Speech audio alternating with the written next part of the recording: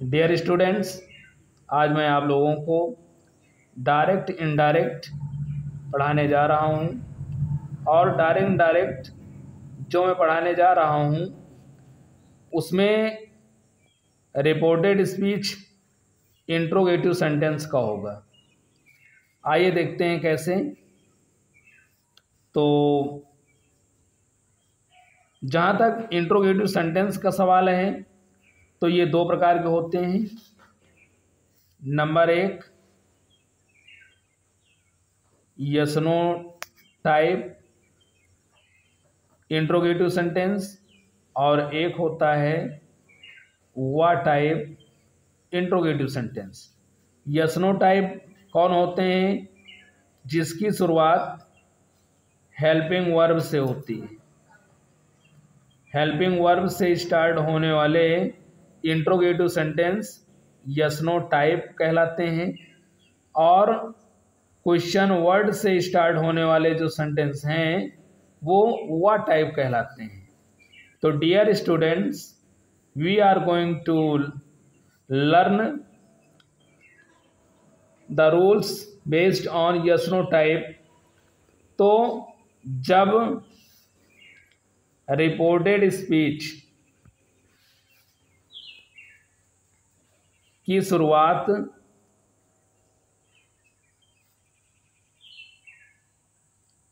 Helping verb से हो तो करेंगे क्या फ्रेंड्स? सबसे पहले करेंगे क्या? रिपोर्टिंग वर्ब का सब्जेक्ट लिखेंगे, ठीक। दूसरे नंबर पर सेड या सेड टू को आस्क्ड या इंक्वायर्ड ऑफ में बदलेंगे। फिर तीसरे नंबर पर रिपोर्टिंग वर्ब का ऑब्जेक्ट लिखेंगे। नंबर 4 पे क्या करेंगे? इन्वर्टेड कॉमा को रिमूव करने के लिए इफ या वेदर का प्रयोग करें। अमूमन ज़्यादा हम इफ का ही यूज करते हैं, लेकिन इफ या वेदर दोनों में से हम किसी एक का इस्तेमाल कर सकते हैं। तो यहाँ तक आपकी समझ में आया होगा। अगर रिपोर्टेड स्पीच की शुरुआत हेल्पिंग वर्ब से हो तो क्या करेंगे? पहला काम, रिपोर्टिंग वर्ब का सब्जेक्ट लिखें, फिर सेड या सेड टू के स्थान पर आस्क्ड या इंक्वायर्ड ऑफ लगाएं। तीसरा काम, रिपोर्टिंग वर्ब का ऑब्जेक्ट लिखें, फिर इन्वर्टेड कॉमा बढ़ाने के लिए इफ या वेदर लगाएं। नंबर 5 पे क्या करेंगे? रिपोर्टेड स्पीच का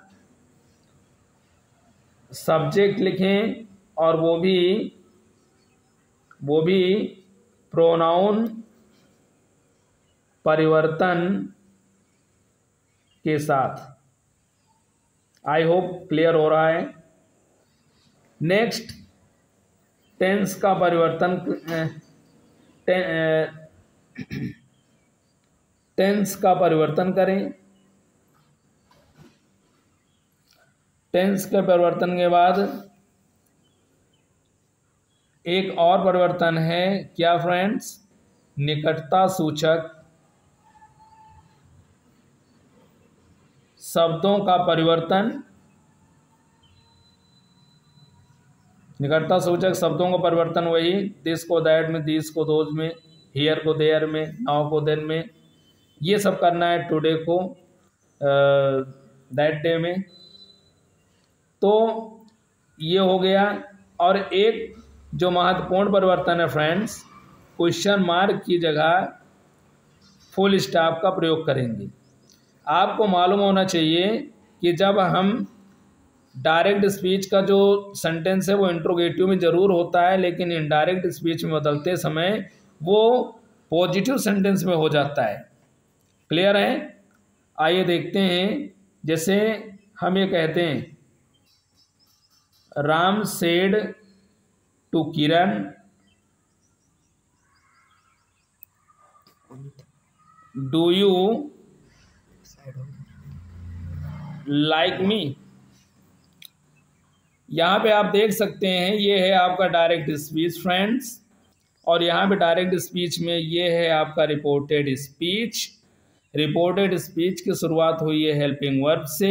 इसका मतलब कि ये है yes no type interrogative sentence, और जब yes no type interrogative sentence है तो हम पूरे इन्हीं रूल्स का इस्तेमाल करेंगे।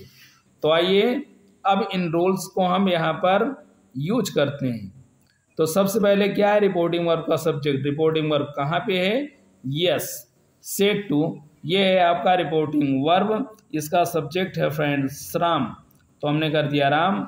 सेड टू को हम आस्क में बदलते हैं, यस, हमने कर दिया आस्क्ड। फिर रिपोर्टिंग वर्ब का ऑब्जेक्ट कौन है, किरण है। इन्वर्टेड कामा को हटाने के लिए इफ लगाना है, यस हमने लगा दिया। इसके बाद रिपोर्टेड स्पीच का सब्जेक्ट, तो सब्जेक्ट कौन है, यू, प्रोनाउन परिवर्तन के साथ। तो यू कौन सा पर्सन है, बोलिए, यू कौन सा पर्सन है, सेकंड पर्सन है। तो सेकंड पर्सन किसके अनुसार, अकॉर्डिंग टू ऑब्जेक्ट, और ऑब्जेक्ट है किरण, तो किरण का हो जाएगा सी।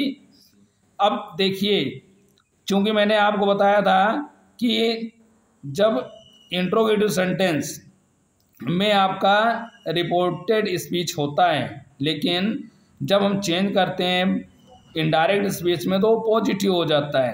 तो अब चूंकि सब्जेक्ट पहले लगा तो इसका मतलब पॉजिटिव होगा, और ये है आपका प्रेजेंट इंडेफिनिट टेंस। चूंकि डू लगाए, डू आर डच अगर है तो प्रेजेंट इंडेफिनिट टेंस। अब चेंज होगा पास्ट इंडेफिनिट टेंस में, और पास्ट इंडेफिनिट टेंस में क्या यूज होगा, आप समझ पा रहे हैं। पास्ट इंडेफिनिट टेंस का पॉजिटिव का फार्मूला क्या है, सब्जेक्ट प्लस वर्ब की सेकंड फॉर्म। तो वर्ब क्या है फ्रेंड्स, लाइक है, तो सेकंड फॉर्म लाइक। अब मी कौन सा पर्सन है, फर्स्ट पर्सन, और केस कौन सा है, ऑब्जेक्टिव केस है।